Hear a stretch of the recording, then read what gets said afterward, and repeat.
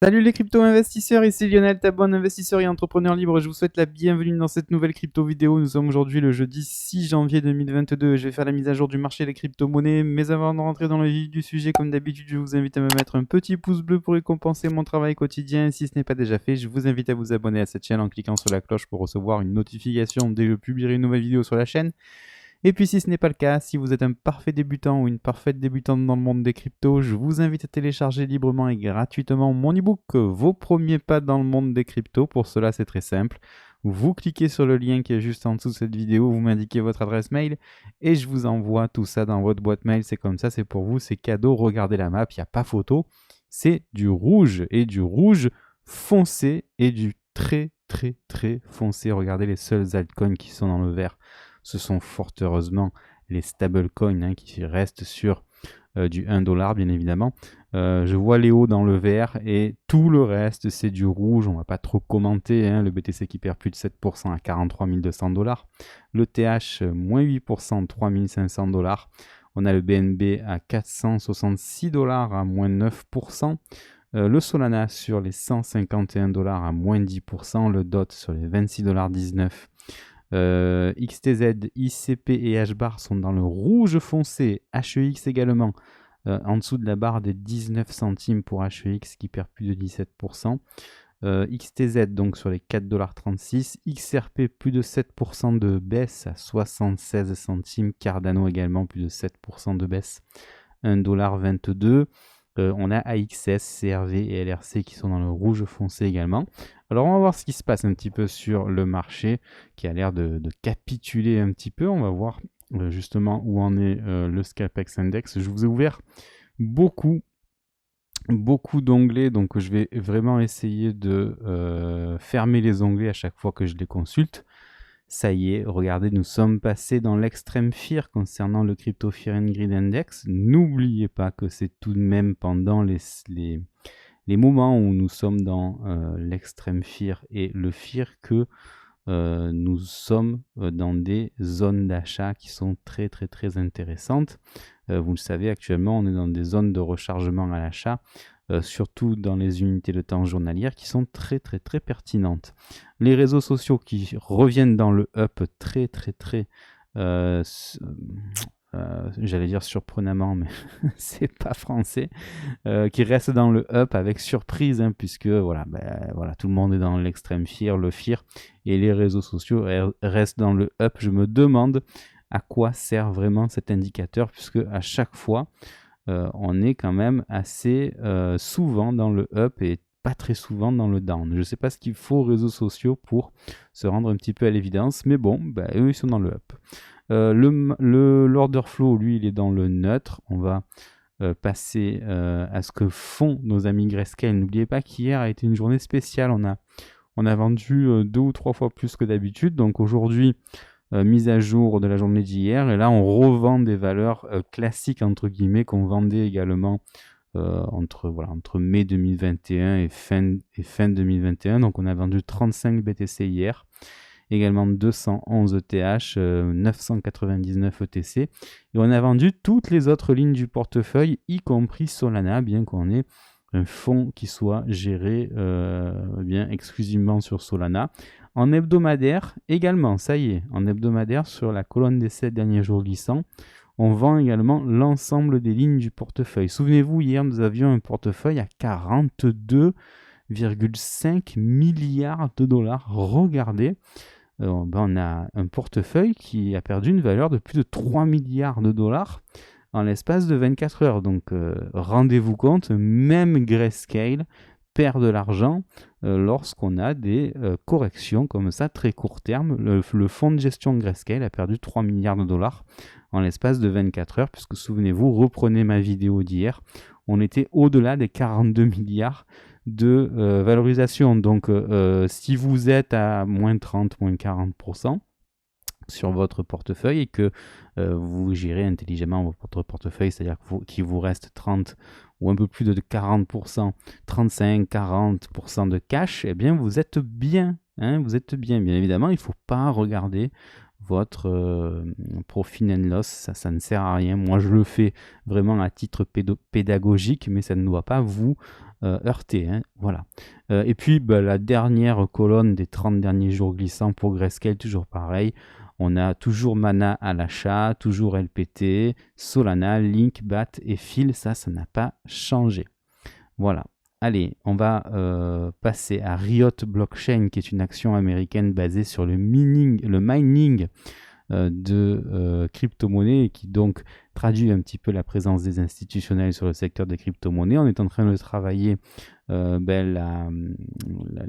bas en fait de notre dernière jambe de baisse, hein, sur les 21,39 $. On est actuellement à 21,44 $. Donc, est-ce que cette zone-là va jouer un rôle de support pour le marché, pour pouvoir enfin un bottom se mettre en place? Bien, ça, c'est l'avenir qui nous le dira.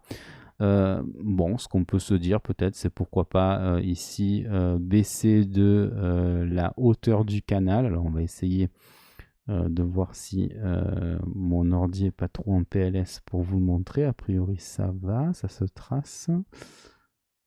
Voilà. Donc, en général, quand on casse un canal par le bas, pour estimer la valeur, la target, en fait, on reporte la hauteur du canal en dessous du point de cassure et ça nous fait les 8,62 $, qui correspond à la fin du creux dans la value. Donc, c'est pas déconnant non plus. À voir si on va chercher ce potentiel baissier de ce gros flag baissier, hein, ou encore en français, ce drapeau baissier. Voilà, donc à voir, bien évidemment, support très important.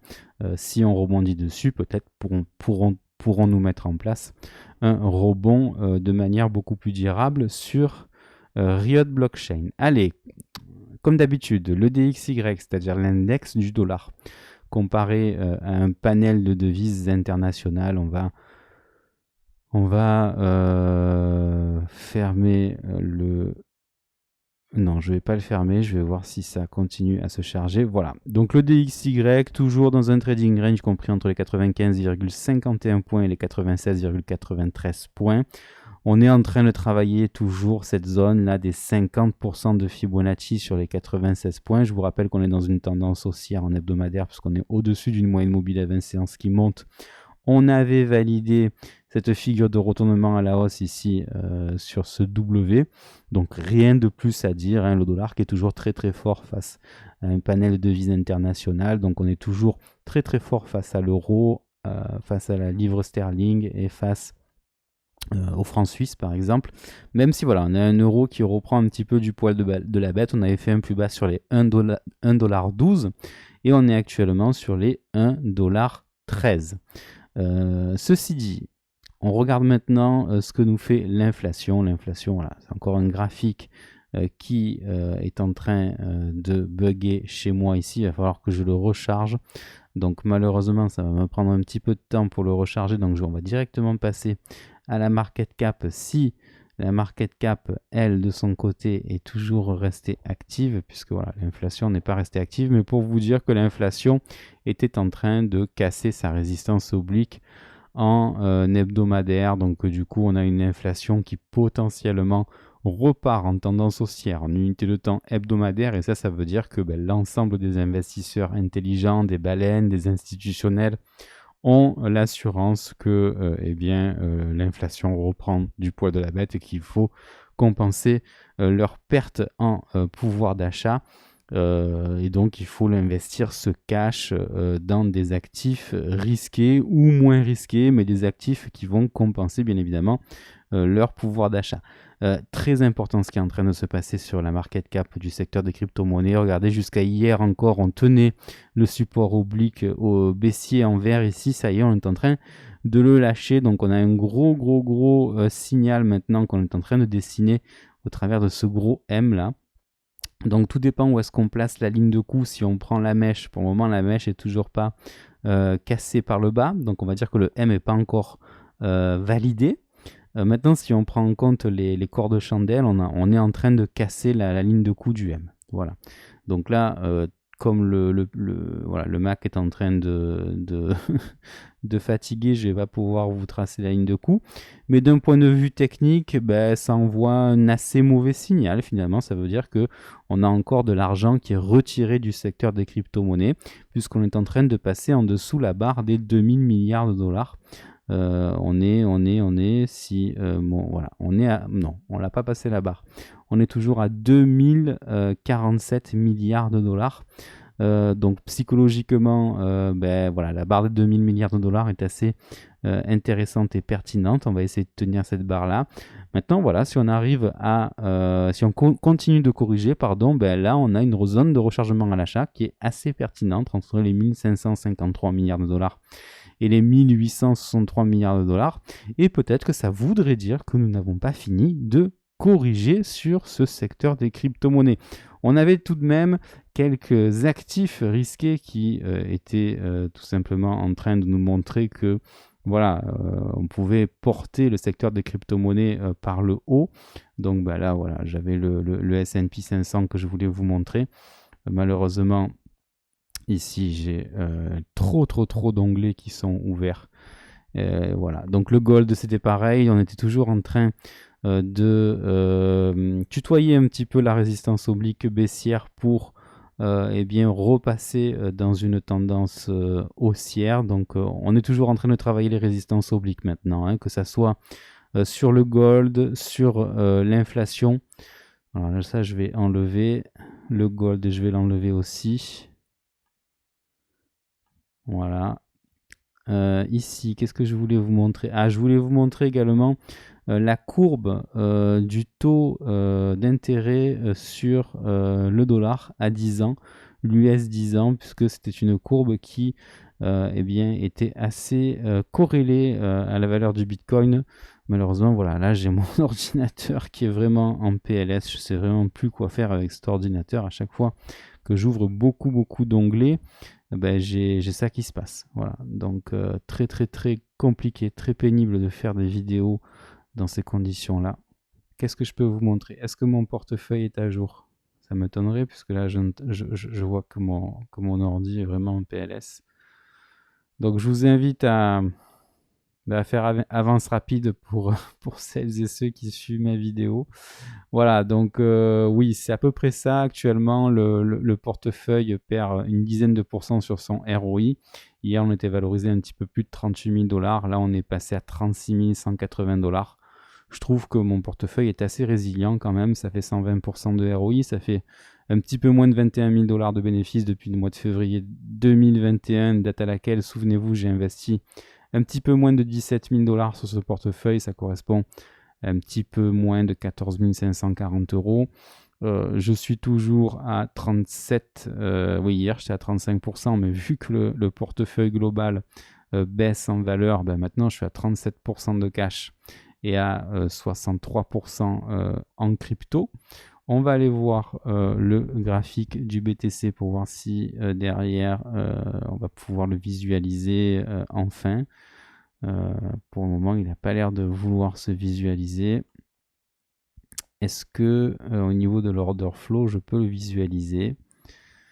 Oui, tiens, bonne nouvelle. Voilà, donc au niveau de l'order flow, on a le contrat perpétuel qui est sur les 43 160 dollars. Je vous ai affiché l'unité de temps journalière. Ce qui est quand même intéressant, c'est que les spreads maintenant dans cette unité de temps n'arrivent plus à repasser la ligne des zéros. Regardez, à chaque fois qu'on revient faire une incursion en territoire négatif, en territoire positif, pardon, au-dessus des zéros, là, bam, on rechute. Donc ça veut dire que ça veut dire deux choses. Soit ça veut dire une chose, soit on a des gens qui continuent à shorter le Bitcoin. Et dans ce cas-là, c'est assez intéressant pour voir un rebond se mettre en place. Ou alors, ça veut tout simplement dire qu'il y a très peu de liquidité sur le perpétuel et que au contraire, on a des achats massifs sur le spot. Donc, dans les deux cas, ça milite pour quelque chose de sain vis-à-vis du BTC parce que le train, ça veut dire que le train est en train de se décharger et que si on devait monter, on monterait beaucoup plus facilement. Regardez le funding comme il a baissé. On est quand même passé d'un funding hier sur les 0,0068 a un funding sur les 0,0008. Donc, autant vous dire que ça veut dire que les plateformes d'échange de crypto-monnaies ne gagnent plus du tout d'intérêt sur les contrats dérivés. Et ça veut donc dire que les mouvements qu'on a, tout simplement, ils sont dus au spot. Donc ça veut dire que voilà, maintenant on a un marché qui est plus sur le spot que sur les contrats dérivés. Regardez les open interest ici, la journée d'hier a été assez cinglante, même si on a quand même eu une mèche haute et une mèche basse. On voit que voilà, on voit que on a eu à la fois des ouvertures de position à un moment et on en a eu des fermetures de position. Donc globalement, par rapport à cette petite phase de hausse là, des 3 derniers jours, on est en train de corriger un petit peu. Donc on a globalement le nombre de clôtures d'ouverture de position qui baisse. Donc ça veut dire que globalement, on ferme de plus en plus de positions. On voit ici que bon, là, on a toujours notre grosse bougie du 4 décembre très très baissière et depuis on réaugmente un petit peu, mais voilà, là actuellement on est vraiment très très très très flat vis-à-vis de ce nombre de positions ouvertes. Je voulais également partager avec vous les liquidations. Regardez ici, on avait un gros pic de liquidation, ça c'était le 4 décembre dernier, et on voit que sur le mouvement d'hier, on n'a pas trop de liquidation. Ça aussi c'est important à voir. Voilà, on n'a pas énormément de liquidation, ça veut dire que qu'on a un marché tout simplement qui est basé sur le spot et qui finalement baisse parce qu'il y a plus de pression vendeuse que de pression acheteuse, tout simplement. Voilà. Est-ce que je vais pouvoir enfin... Voilà, merci à mon Mac de me montrer ça.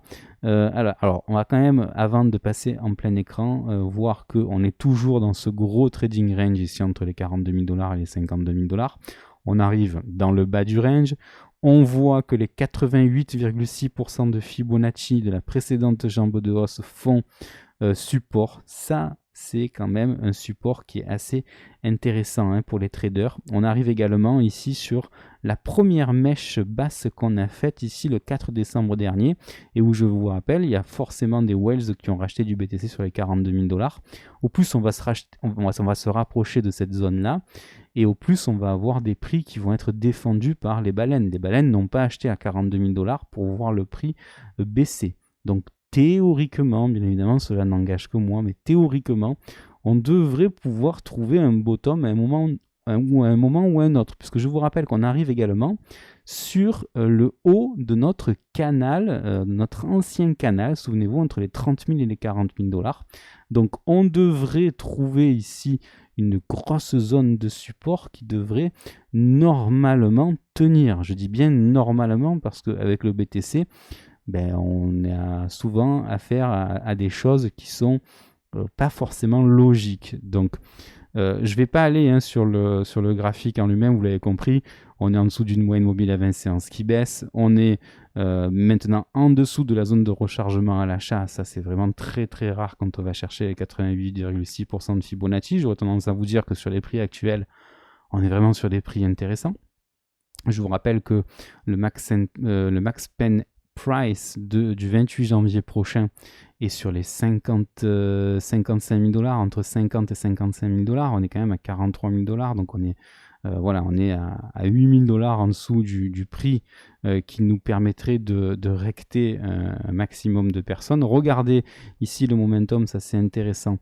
On voit ici que donc on a fait un gros fake out en fait, et ça c'était difficile à voir une fois que quand on a une cassure à la hausse comme ça. On peut se dire qu'une chose, c'est que ça y est, on a vraiment briqué la résistance. Et regardez comme on est venu réintégrer cette figure ici de cette espèce de biseau descendant. Et on est venu la réintégrer quasiment dans le bas de la figure. Donc c'est vraiment impressionnant ce qui s'est passé, ce mouvement-là. Je ne me l'explique pas. C'est peut-être des vendeurs qui ont été beaucoup plus forts que des acheteurs. Ça, c'est le moins qu'on puisse dire. Et surtout, c'est peut-être de l'argent qui est ressorti de manière très très très brutale du secteur des crypto-monnaies pour peut-être continuer à payer les fameuses taxes. Je ne sais pas comment ça se passe aux États-Unis. Vous savez qu'en fin d'année et en début d'année, il y a une période de temps sur laquelle les investisseurs doivent payer leur taxe sur la plus-value. Et peut-être que voilà, ça a été un petit peu la deuxième vague de personnes qui ont dû payer ça. Je ne sais pas comment ça se passe aux États-Unis, s'il y a des dates, une période de temps durant laquelle on doit payer ces taxes. Voilà. Toujours est-il qu'on est en train de créer quand même un creux plus haut que le précédent et qu'on reste toujours dans cette figure-là. Donc peut-être que voilà, maintenant la place est au rebond. Ça on le saura dans les jours à venir. On va regarder le RSI. Je trouve que le RSI sur le BTC en journalier, c'est quelque chose d'important. On avait vu ensemble qu'on avait cassé ce support oblique haussier là. Donc il me semblait qu'on avait quand même fait le ménage au niveau des trendlines là. Et j'ai l'impression que TradingView me prend un peu pour un imbécile. Donc je pense que ça elle a rien à faire, c'est plutôt une mensuelle. Voilà, je pense que là, est-ce que celle-là je l'avais gardée ou je l'avais peut-être gardée celle-là? Ouais, peut-être que celle-là on l'avait gardée. Allez, donc du coup, cette résistance oblique là, elle a l'air de vouloir tenir. Bon, même si pour le moment on est en train de la perdre. Enfin voilà, je vais la laisser en verte pour le moment. Par contre, ici, ce support oblique, c'est plus un support, donc je le passe en rouge. Donc on voit qu'il avait cassé par le bas. On avait fait un pullback ici avec ce W et on voit que derrière, on est rejeté. Donc du coup, ça devient une résistance. Ça, c'est pas tip top. Voilà, il faudrait vraiment réussir à tenir cet ancien support là. Vous voyez ici, là, puisque c'est vraiment, on avait fait un beau boulot. Hein, en fait, on avait cassé la résistance oblique. On était au-dessus de ce gros support et il fallait juste casser les 51 points pour valider le gros W là, souvenez-vous. Bon, ben finalement, il n'y a plus de W. Il n'y a plus de W. Alors, il y a même un gros M maintenant, hein, puisque on peut. Est-ce que je peux pouvoir vous dessiner ça? On le voit ici, là, regardez clairement. Ça, c'est un M. Il n'y a pas photo. Et on a cassé la ligne de coup du M ici. D'accord? Voilà. Donc là, direction la zone de survente. Ensuite, il va vraiment falloir pas rester très très longtemps dans la zone de survente, mais tant qu'on restera dans la zone de survente, eh bien, on n'aura pas de signal d'achat sur le BTC. Ce qui peut se passer, c'est qu'on reste dans la zone de survente et qu'on surveille le fait de repasser en dehors de la zone de survente, de recasser par le haut la zone de survente. À ce moment-là, ce sera un signal d'achat. Voilà, donc ça, on va surveiller ça avec intérêt. Voilà, donc là je vais vous enlever tout ça. Donc il faut rester positif, bien évidemment. Si vous êtes encore en positif sur certains trades, prenez des plus-values. Maintenant, l'heure n'est pas à la vente. Encore une fois, ça fait plusieurs jours que je vous dis ça, bien évidemment. Faut rester patient sur le secteur des crypto-monnaies. Les whales font exprès en réalité de décourager les petits porteurs, de faire perdurer le fear, l'extrême fear. Et derrière, eux, qu'est-ce qu'ils font? Ils rachètent, faut pas croire. Donc effectivement, on voit que sur Grayscale, on a des ventes, mais il faut bien se rendre compte que Grayscale ne vend pas à perte. Tous les tokens que vend actuellement Grayscale, ce sont les tokens qui ont été achetés il y a quelques mois à des valeurs qui aujourd'hui représentent des plus-values. Ils ne vendent pas à perte. Grayscale ne vend jamais à perte. Regardez William, depuis très longtemps, William nous a dit ça y est, je casse mon support, je fais un pullback dessus et derrière, je suis dans la zone de survente. Depuis très longtemps, William était baissier et tant que William ne recassera pas la zone de survente par le haut, on restera en tendance baissière sur le BTC en unité de temps journalière. J'en ai fini pour cette unité de temps. Regardez, chose intéressante, les spreads restent négatifs. Ça aussi, c'est intéressant quand même. Voilà, par rapport à hier, on a refait un spread négatif d'une amplitude plus importante. Donc là aussi, c'est intéressant toujours d'investir sur le Bitcoin quand on a des spreads négatifs, quand on a une volatilité qui reste somme toute très très très mesurée. Voilà. L'order flow, je vous l'ai fait. La BTC dominance, je vous en ai parlé tout à l'heure. Je vous disais qu'on reste dans le bas de notre canal. Regardez ici, on a fait un plus bas en dessous des 39% ici. Et voilà, le Bitcoin a repris un petit peu du poids de la bête. Ici, c'est un graphique en unité de temps hebdomadaire. Donc pour le moment, on reste dans le bas du canal, ce qui veut dire que globalement, l'ensemble des capitaux vont plutôt sur les altcoins. Voilà. Bien sûr, si on est amené à casser par le bas ce canal et que le Bitcoin arrête sa chute, ça voudra dire que on re-rentre dans une petite altcoin season, qui veut dire que il y a sûrement des altcoins qui vont bien évidemment surperformer le Bitcoin, à commencer par l'ETH bien évidemment.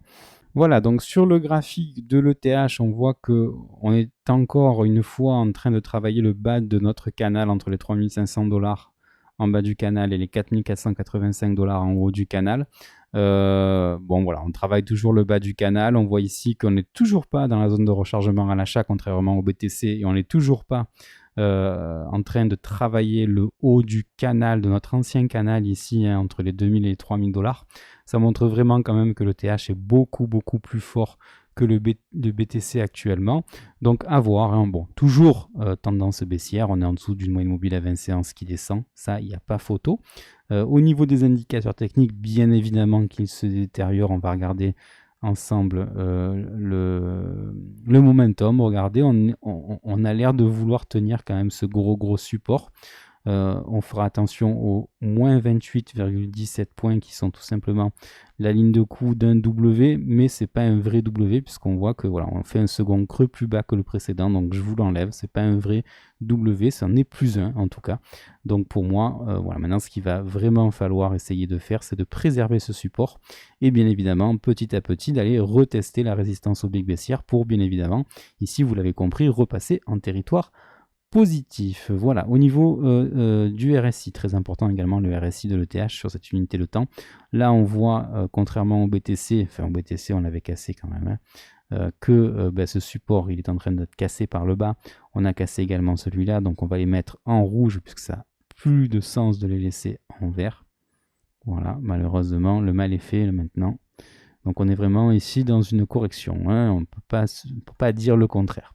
On est dans une correction, mais pour moi, voilà, si vous avez tenu jusqu'ici, honnêtement, ça ne sert plus à rien de vendre, entre guillemets. On est toujours dans des phases où il faut acheter. Je ne vous dis pas que le BTC ne va pas continuer de baisser. Pour moi, il se peut qu'il y a de fortes chances pour qu'on continue à baisser, hein, ça, il n'y a pas de souci. Alors, qu'est-ce qu'il nous fait là? C'est celle-là que je veux sélectionner. Je ne sais pas s'il me l'a sélectionné. D'accord. Je vais l'enlever. Voilà. Je comprends pas. Voilà. Allez, un petit coup d'enregistrement là-dessus. Oui, donc je vous disais je reprends sur le BTC. Maintenant, on peut aller. Ah, est-ce que j'ai encore accès au. Voilà. Pour revenir sur le BTC, pour celles et ceux qui regardent un petit peu trop souvent leur portefeuille et la valeur du BTC, regardez ici en mensuel, juste pour vous montrer quand même, on est toujours... Bon, je me suis encore fait avoir par le pinceau, ça c'est pas une nouveauté. Hop là, voilà. Qu'est-ce que je vous ai dit là depuis plusieurs jours, plusieurs semaines? Je vous dis que voilà, sur cette unité de temps, il n'y a pas photo, on est toujours en tendance haussière, en bull run. Mais voilà, là, ça fait quand même 3 mois que maintenant on corrige, hein, puisqu'on passe quand même de 69 000 $ à actuellement 43 000 $. Donc oui, ça fait une sacrée chute. Mais je vous répète aussi une chose importante, c'est que depuis plusieurs mois, on n'a pas retester la moyenne mobile à 20 séances. Et la moyenne mobile à 20 séances, maintenant, elle est à 35 600 $. Bon, elle va continuer de monter pendant les jours qui passent, donc on va dire qu'elle va monter à 36 000 $. Voilà, entre 43 000 $ 172 et 36 000 $, hein, c'est-à-dire ça fait encore 20% de baisse. Vous allez me dire, Lionel, 20% de baisse, c'est encore énorme.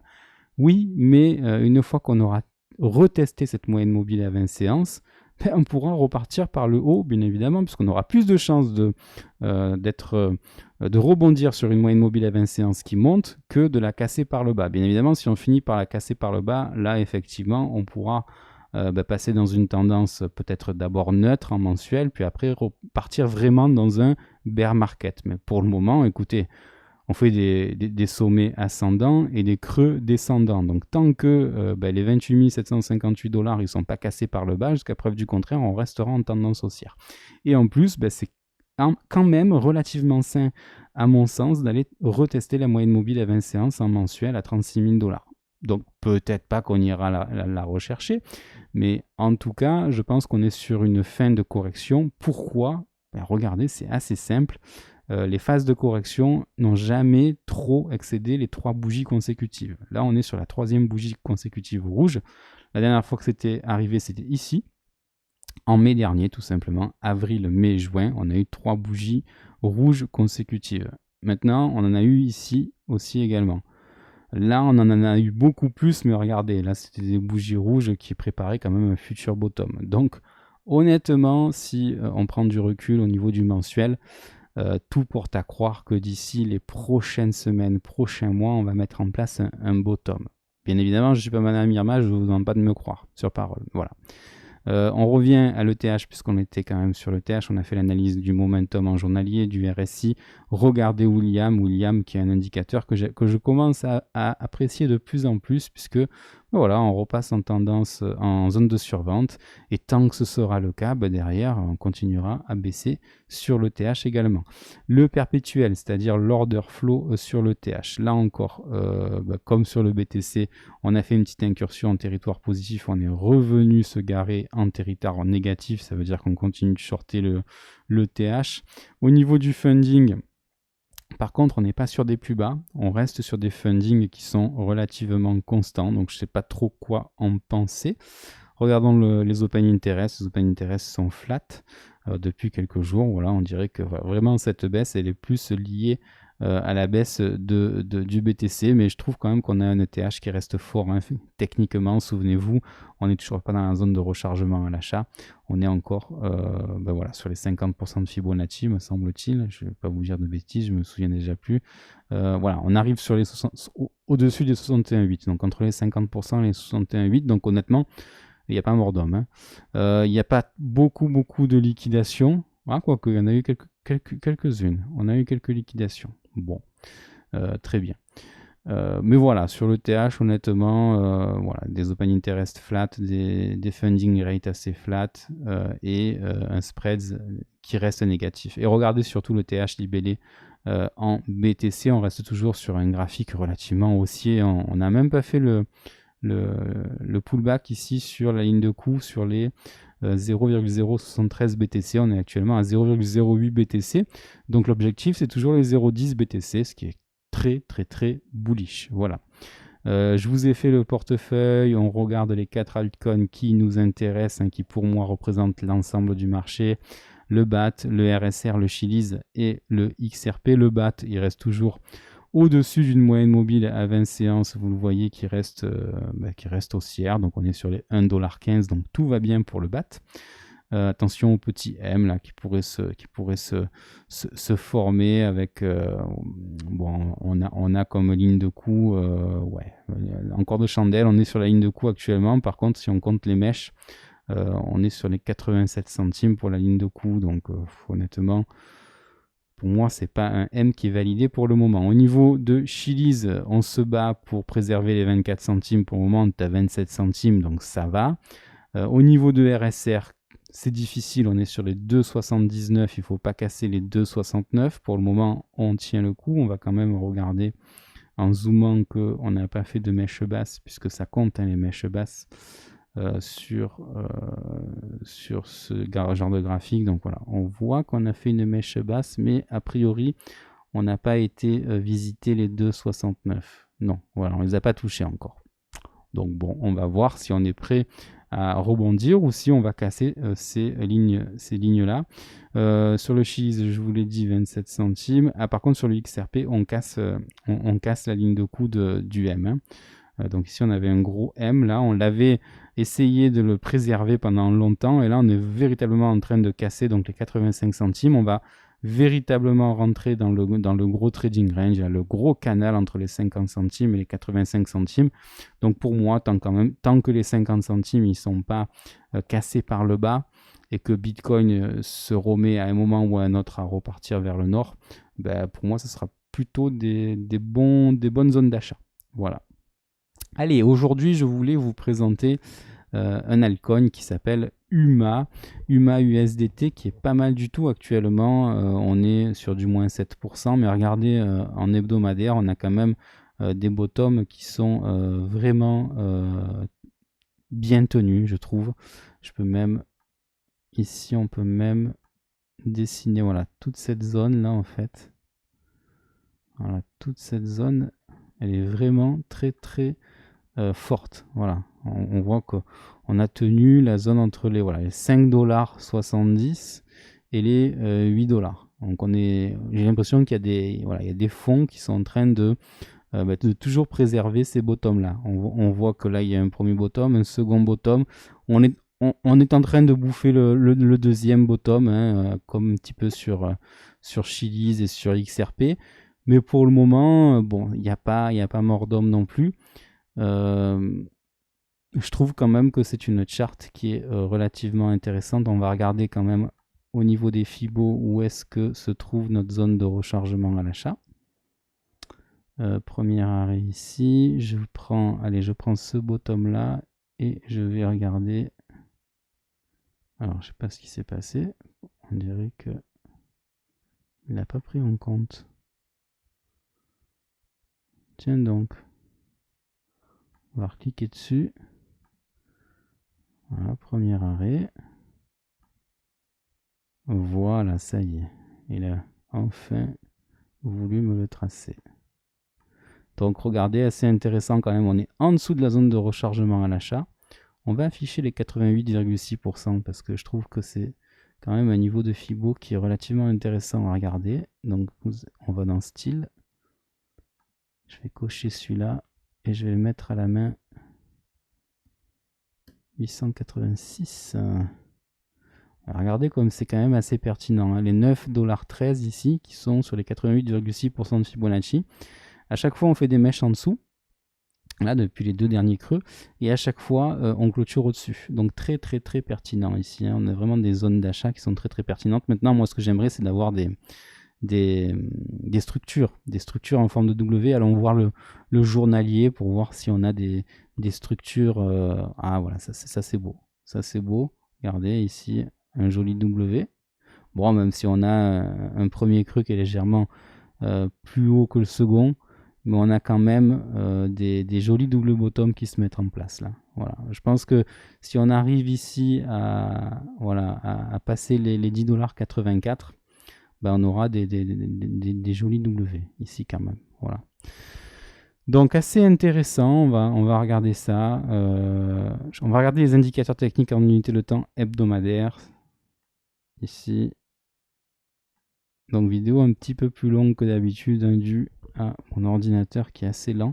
Donc des indicateurs techniques, notamment à l'image du momentum ici en territoire négatif, le RSI qui reste flat, William qui est dans sa zone de survente et qu'on voudra bien évidemment qui repasse en territoire dans un premier temps dans la box verte et puis après en zone de surachat. Setup très très très intéressant à mon avis, des spreads négatifs et une volatilité au plus bas.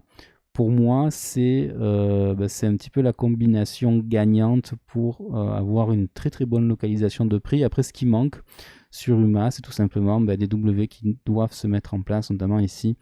Par exemple, ici, les 12,61, ça pourrait être intéressant de les casser par le haut pour valider un gros W, ou plutôt là, hein. On avait vu ensemble ici les 11,25 $, on va les mettre ensemble. Comme ça, moi, je l'aurai. C'est vraiment un actif qui fait partie de ma liste de surveillance, celui-là. Voilà.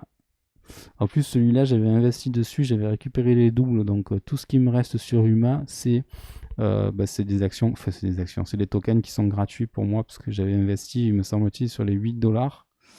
Quand est-ce que j'ai investi? Non, j'ai investi il y a beaucoup plus longtemps que ça, j'ai investi ici, je crois.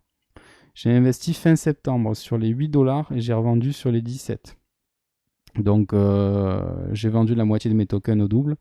Donc pour le moment, moi je suis peu importe où va le token, je suis gagnant. Mais voilà, je trouve quand même ici qu'on peut remettre au pot à partir du moment où on repasse au-dessus des 11,18 $. On a ici peut-être un petit W qui se formerait. Donc ça pourrait être assez intéressant. Allez, Petite garage zone pour voir un petit peu le potentiel. On va prendre le corps de chandelle de la dernière jambe de baisse, comme ceci. Voilà, on pourrait atteindre les 21 $ assez rapidement. 21 $, 24,32 $, donc un petit x2 hein, si on revient sur les 11,50 $, ça peut être intéressant pour vous. Et puis sachez quand même que UMA c'est quand même un token qui a une capitalisation boursière de 655 millions de dollars, donc c'est pas une capitalisation qui est hyper folle non plus. Et en plus il y a des investisseurs et pas n'importe lesquels. Regardez, on a Coinbase Ventures, donc ça c'est plutôt sympa. Allez, on va regarder le news flow pour voir un petit peu comment les médias orientent un petit peu leur news en ce moment sur le secteur des crypto-monnaies. Est-ce qu'il y a du FUD, qui est de la peur qui est entretenue, ou est-ce qu'on reste avec des choses plutôt positives? Alors on s'était arrêté au wallet du yuan numérique hein, qui était disponible à l'essai sur Android et iOS hier. La plateforme de NFT OpenSea qui pèse désormais plus de 13,3 milliards de dollars. Je vous rappelle que c'est une plateforme sur laquelle on peut vendre, acheter, créer des NFT. Donc voilà, on le sait, les NFT on le vend en poupe en ce moment. 76% de l'approvisionnement en BTC est désormais illiquide. Est-ce que c'est une bonne ou une mauvaise nouvelle? Je ne sais pas ce que ça veut dire pour eux, devient illiquide. Est-ce que ça veut dire que ce sont les mineurs qui minent du BTC et qui le hold? Ça pourrait être une bonne nouvelle. Maintenant, voilà, à voir, à lire l'article là. Mais a priori, si on a un approvisionnement qui est illiquide, ça veut dire que on peut pas il est bloqué, cet approvisionnement. Donc s'il est bloqué, on rend le token beaucoup plus rare, et donc ça veut dire que derrière on a moins d'offres que de demandes. Mais bon, voilà, après à voir. Le Kosovo qui interdit le minage de Bitcoin, tiens, on repart quand même dans des articles relativement négatifs. Est-ce qu'on n'est pas en train de revenir dans du FUD, dans des news négatives? C'est ce que je me pose comme question. Goldman Sachs qui envisage un Bitcoin à 100 000 $ dans les 5 prochaines années. Donc ça c'est plutôt bullish, mais attention à ce que dit Goldman Sachs. À chaque fois que Goldman Sachs prévoit un ATH, derrière ça va jamais à l'ATH, voilà. Donc ou alors ça va à un ATH mais beaucoup moins élevé. Donc peut-être que là Goldman Sachs cherche à attirer des investisseurs pour acheter du BTC. Crypto.com, le Royaume-Uni qui interdit 2 publicités jugées trompeuses. Les restrictions continuent, ça date pas d'hier, on l'avait déjà vu. Et enfin, sera-t-il possible de payer en crypto-monnaie sur Airbnb en 2022? Ça serait plutôt pas mal, puisque Airbnb c'est quand même un site qui est relativement utilisé par l'ensemble des voyageurs du monde entier. J'espère que cette vidéo vous a plu. Si c'est le cas, je vous invite à me mettre un petit pouce bleu. Si vous pensez qu'elle peut intéresser d'autres personnes, partagez-la. Si ce n'est pas le cas, je vous invite à vous abonner à cette chaîne en cliquant sur la cloche pour recevoir une notification dès que je publierai une nouvelle vidéo sur la chaîne. Et puis n'oubliez pas, prenez soin de vous, prenez soin des gens que vous aimez, ayez l'esprit cash flow. Puis quant à nous, on se retrouve dès demain comme d'habitude en vidéo. Ciao!